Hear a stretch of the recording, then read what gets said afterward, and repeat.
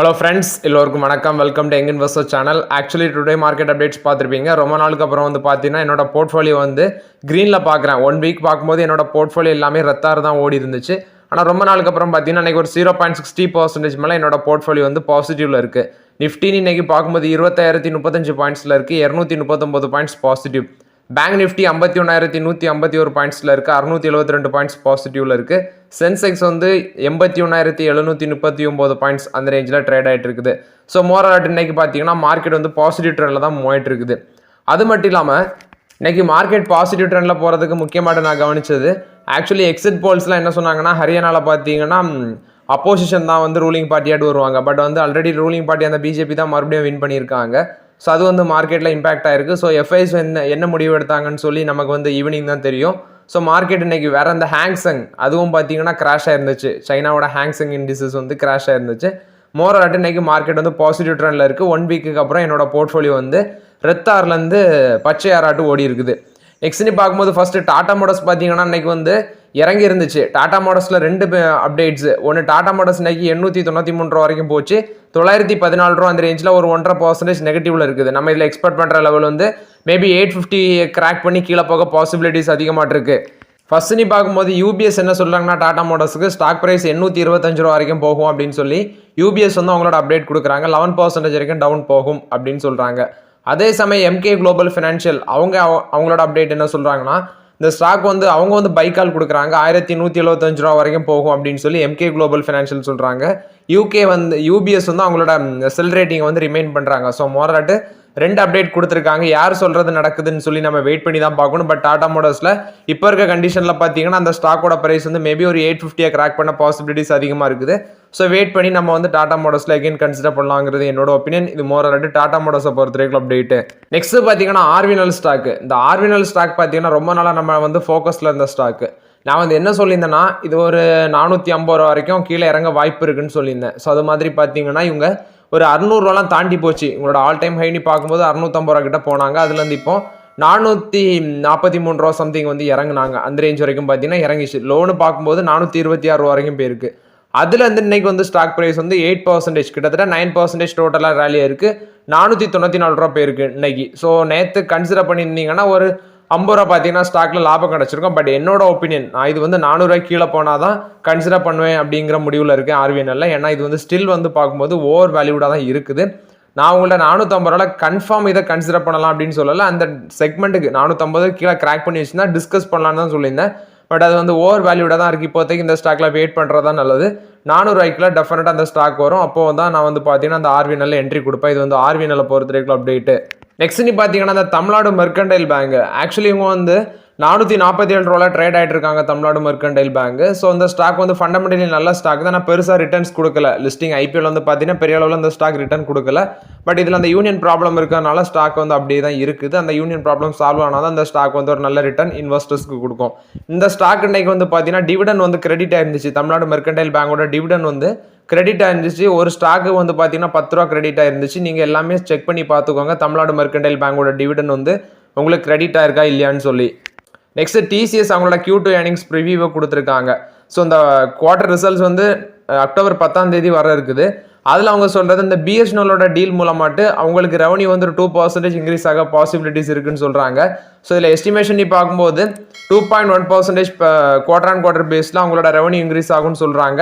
63,938 கோடி பண்ண பாசிபிலிட்டிஸ் இருக்குது. ப்ராஃபிட் 3.2% குவார்டர் ஆன் குவார்டர் பேஸில் இன்க்ரீஸ் ஆகும்னு சொல்கிறாங்க. 12,420 கோடியாட்டு இருக்கும் அப்படின்னு சொல்கிறாங்க. இது வந்து டிசிஎஸை பொறுத்த வரைக்கும் அப்டேட்டு. நெக்ஸ்ட் பார்த்தீங்கன்னா Vipul organics rights issue record date பற்றி சொல்லியிருக்கீங்க. ஸோ விப்புல் ஆர்கானிக்ஸோட ரைட்ஸ் இஷ்யூ பார்த்தீங்கன்னா 1:3 54 rupees வந்து பார்த்தீங்கன்னா பர் ஷேருக்கு வந்து ஃபிக்ஸ் பண்ணியிருந்தாங்க. இதில் ரைட்ஸ் இஷ்யூ மூலமாக அவங்க ரைஸ் பண்ணுறது 25 கோடி வந்து பார்த்தீங்கன்னா ரைஸ் பண்ணுறாங்க. 54 ரூபா பர் ஷேருக்கு ஃபிக்ஸ் பண்ணியிருக்காங்க. நான் ரெக்கார்ட் டேட் வந்து பார்த்தீங்கன்னா இன்னும் வந்து அனௌன்ஸ் பண்ணல. அந்த விப்புல் ஆர்கானிக் ஸ்டாக் வந்து நான் ட்ராக் பண்ணுறதில்ல. அவங்க ஃபினான்ஷியல் 24 அவங்களோட ரெவன்யூன்னு பார்க்கும்போது 151 கோடி ரெவன்யூ பண்ணியிருக்காங்க. ஸோ நான் ட்ராக் பண்ணுறதில்ல. பட் நீங்கள் கேட்டதுனால ஷேர் பண்ணுறேன். ரெக்கார்ட் டேட் வந்துச்சுன்னா டெஃபினட்டாக நான் உங்கள்ட்ட அப்டேட் பண்ணுறேன். இது வந்து விப்புல் ஆர்கானிக்ஸை பொறுத்த வரைக்கும் அப்டேட்டு. நெக்ஸ்ட் நீ பார்க்கும்போது இந்த பஜாஜ் ஹவுசிங் ஃபினான்ஸ் கண்டினியூஸாக மார்க்கெட்டில் அடி பயங்கரமாக இருந்துச்சு. 135 ரூபா வரைக்கும் போன ஸ்டாக் மறுபடியும் பார்த்தீங்கன்னா 149 ரூபா வந்துடுச்சு. இன்னைக்கு வந்து 10% ரேலியாக இருக்குது பஜாஜ் ஹவுசிங் ஃபினான்ஸ். ஸோ நிறைய பேர் வந்து பார்த்தீங்கன்னா நாங்கள் கன்சிடர் பண்ணியிருக்கிறோம், இது வந்து இறங்கிட்டே இருக்குது அப்படின்னு சொல்லி ஃபியர் பண்ணிட்டு இருந்தீங்க, அதாவது பயந்துட்டு இருந்தீங்க. ஸோ இன்றைக்கி வந்து பார்த்தீங்கன்னா உங்களுக்கு எல்லாம் ஒரு நிம்மதியான ரிட்டர்ன்ஸ் கொடுத்துருக்கு. 10% இந்த பஜாஜ் ஹவுசிங் ஃபினான்ஸ் வந்து ரேலியாக இருக்குது. மோராட் இது வந்து பஜாஜ் ஹவுசிங் ஃபினான்ஸை பொறுத்த வரைக்கும் அப்டேட்டு. நெக்ஸ்ட் நீ பார்த்தீங்கன்னா அசோக் லைலாண்ட் வந்து அவங்களோட ஃபர்ஸ்ட் ஹைட்ரஜன் பவர் ட்ரக்கை வந்து நெக்ஸ்ட் 2 இயர்ஸில் லான்ச் பண்ணும் அப்படின்னு சொல்லியிருக்காங்க. அது மட்டும் இல்லாமல் மண்டே வந்து என்ன பண்ணியிருந்தாங்கன்னா அவங்களோட first largest single order of the electric ட்ரக்ஸை வந்து பில்லியன் எலக்ட்ரிக் மொபிலிட்டிக்கு வந்து டெலிவரி பண்ணியிருந்தாங்க. ஸோ இப்போ மறுபடியும் பார்த்தீங்கன்னா உங்களுக்கு ஒரு பாசிட்டிவ் அப்டேட் கொடுக்குறாங்க. ஹைட்ரஜன் பேஸ்டு பவர் ட்ரக்கை வந்து நெக்ஸ்ட் 2 இயர்ஸில் வந்து லான்ச் பண்ணணும்னு சொல்லியிருக்காங்க. இது அசோக் லைலாண்ட் கொடுத்த positive update. Next BYD India, இந்த கம்பெனி பார்த்தீங்கன்னா அக்டோபர் 8ஆம் தேதி அவங்களோட நியூஸ்ட் ப்ராடக்டாக இருக்கிற E-Max 7 அப்படிங்கிற எலக்ட்ரிக் காரை வந்து ஃபேஸ் லிஃப்டட் வெர்ஷனில் வந்து பார்த்தீங்கன்னா லான்ச் பண்ணியிருக்காங்க. ஸோ அது மட்டும் இல்லாமல் அவங்களோட இது வந்து கமர்ஷியல் மார்க்கெட் அண்ட் பர்சஞ்சர் மார்க்கெட்டில் வந்து இந்த மாடல் அவைலபிள்னு சொல்கிறாங்க. இந்த BYD E-Max 7 ப்ரைஸ் வந்து 26,26.9 lakhsன்னு சொல்லியிருக்காங்க. ஸோ இந்த புக்கிங்ஸும் வந்து அண்டர்வேல தான் இருக்குது. டோக்கன் அமௌண்ட்டுன்னு சொல்கிறது அவங்க வந்து கிட்டத்தட்ட 51,000 இருக்குது அப்படின்னு சொல்லியிருக்காங்க. ஸோ இது மோராட் வந்து பார்த்தீங்கன்னா BYD கம்பெனியோட E-Max 7 அந்த காரை வந்து இன்னைக்கு லான்ச் பண்ணியிருக்காங்க. ஸோ மோராட் இது ப்ரைஸுங்கிறது 26.9 lakh ஃபிக்ஸ் பண்ணியிருக்காங்க. ICICI லோம்பார்டு வந்து அடிஷனல் ஸ்டேக் வந்து ஆக்சிஸ் பேங்க்ல வந்து பை பண்ணியிருக்காங்க. ஸோ இதுக்கு வந்து அவங்க ஒரு 236 கோடி இன்வெஸ்ட்மெண்ட் பண்ணியிருக்காங்க அப்படின்னு சொல்லியிருக்காங்க ஆக்சிஸ் பேங்க்ல. இது வந்து ICICI லோம்பார்டு கொடுத்த அப்டேட்டு. நெக்ஸ்ட் நீ பார்க்கும்போது இந்த பாரத் எலக்ட்ரானிக்ஸ் இன்னைக்கு ஒரு 3% ரேலியாக இருக்குது. 277 ரூபா அந்த ரேஞ்சில் ட்ரேட் ஆகிட்டு இருக்கு. ஸோ இது ஒரு public sector defence company. So இவங்க வந்து இன்னைக்கு வந்து பார்த்தீங்கன்னா ஒரு 500 கோடிக்கு ஒரு ஆர்டர் வின் பண்ணியிருக்காங்க. ஸோ அதை பேஸ் பண்ணி தான் அந்த ஸ்டாக் வந்து ரேலியாக இருக்குது. இன்னைக்கு 500 கோடி ஆர்டர் இவங்களுக்கு கிடைச்சிருக்குன்னு சொல்லியிருக்காங்க. இது மோராட்டு பாரத் எலக்ட்ரானிக்ஸ் கொடுத்த அப்டேட்டு. ஏஷியன் பெயிண்ட்ஸோட CEO ஒரு அப்டேட் கொடுத்துருக்காங்க, அமித் சிங்லி. இவர் வந்து பார்த்தீங்கன்னா இந்த ஆக்ஸோ நோபல் அசட்ஸை வந்து அக்யூசியேஷன் பண்ணுறதுக்கு ஐடியாவில் இருக்கிறாங்க அப்படின்னு சொல்லியிருக்காங்க. இது வந்து ஏஷியன் பெயிண்ட்ஸோட CEO தான் அப்டேட் கொடுத்துருக்காங்க.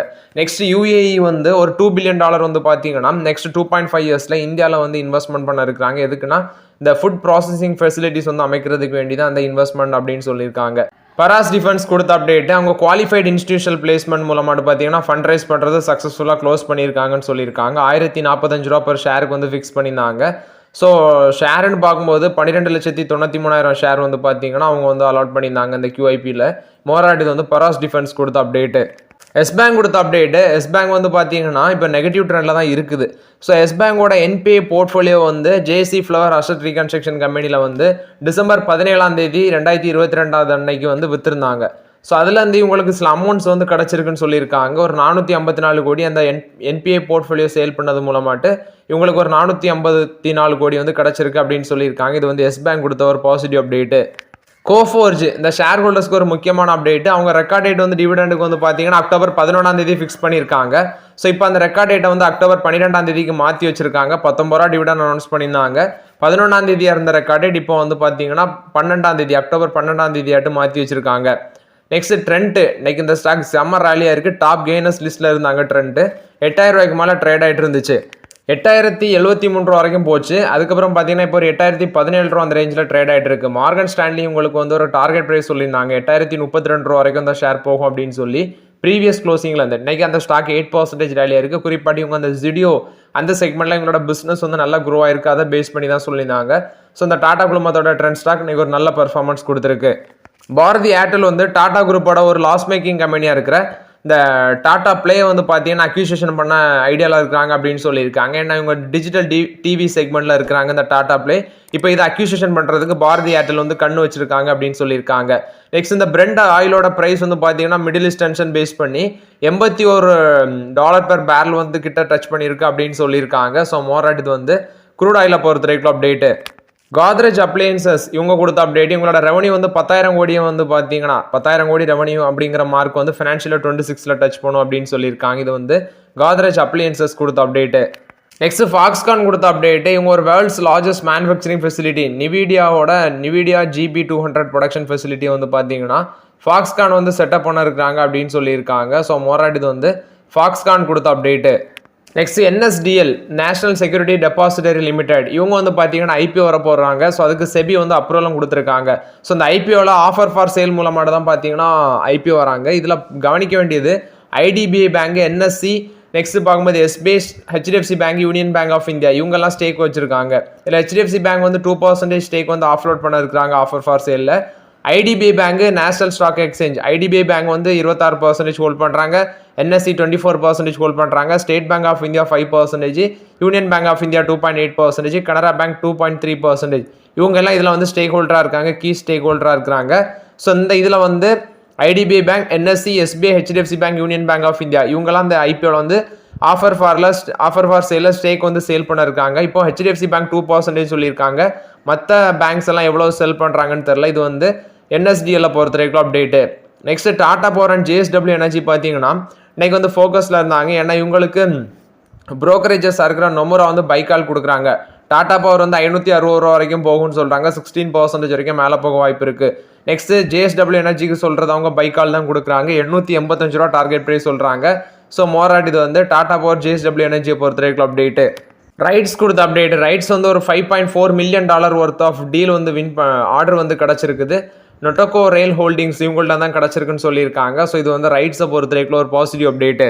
நெக்ஸ்ட் பார்த்தீங்கன்னா இந்த என்எம்டிசி, நால்கோ இது எல்லாமே இன்னைக்கு வந்து நெகட்டிவ்ல தான் இருந்துச்சு. இந்த ஸ்டாக் எல்லாம் மார்க்கெட் பாசிட்டிவ்ல இருந்தாலும் இந்த ஸ்டாக்லாம் நெகட்டிவ்ல இருந்துச்சு. குறிப்பாக இண்டெக்ஸ்னு எடுத்து பார்க்கும்போது செக்டார் வைஸ் பார்க்கும்போது இந்த மெட்டல் செக்டார் தான் பயங்கர அடி, 1.32% நெகட்டிவ்ல இருக்குது. கன்சியூமர் மட்டும் ஒரு ஃபிளாட் நெகட்டிவ்ல இருக்குது.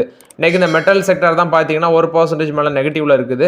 இதில் என்எம்டிசி, நால்கோ அது நெக்ஸ்ட் வந்து இந்த மெட்டல் ரிலேட்டட் ஸ்டாக் குறிப்பாட்டு எல்லாமே நெகட்டிவ்ல தான் இருந்துச்சு. இதுக்கு முக்கியமான காரணம் பார்க்குறது சைனாவில் பார்த்தீங்கன்னா சில எக்கனாமிக் சேஞ்சஸ் வந்து கொண்டு வர இருக்கிறாங்க. சைனீஸ் எக்கனாமிக் அத்தாரிட்டி பார்த்தீங்கன்னா சில அப்டேட்ஸ், அதாவது சைனீஸ் எக்கனாமியில் சில சேஞ்சஸ் வந்து அந்த கவர்மெண்ட் எடுக்கிறாங்க. ஸோ அதை பேஸ் பண்ணி மேபி இந்த மெட்டல் செக்டாருக்கு வந்து சைனீஸ்லேருந்து இம்போர்ட் பண்ணுறது வந்து பார்த்தீங்கன்னா இங்கே இருக்கிறதோட ப்ரைஸ் வந்து குறவாக இருக்கிறதுனால அவங்க சில முடிவுகள் இவங்களுக்கு எதிராட்டு எடுப்பாங்கன்னு சொல்லி இந்த ஸ்டாக்ஸ் குறிப்பாடு மெட்டல் ஸ்டாக்ஸ் எல்லாமே நெகட்டிவ்ல தான் இருந்துச்சு. டாடா ஸ்டீல் 4% மேலே காலி, ஹிண்டால்கோ 2.5% காலி, என்எம்டிசி 5% நெகட்டிவ்ல இருக்குது, நால்கோ 3% மேலே நெகட்டிவ்ல இருக்குது. இது வந்து மெட்டல் ஸ்டாக்கை பொறுத்த வரைக்கும் update. So okay friends, actually இந்த வீடியோவில் சில இம்பார்ட்டன்ட் அப்டேட்ஸ் எல்லாமே டிஸ்கஸ் பண்ணோம். இந்த வீடியோ உங்களுக்கு பயனுள்ளதாக இருக்கும்னு நினைக்கிறேன். பயனுள்ளதாக இருந்துச்சுன்னா லைக் பண்ணுங்கள், சப்ஸ்கிரைப் பண்ணுங்கள், கமெண்ட் பண்ணுங்கள். Okay friends, thank you.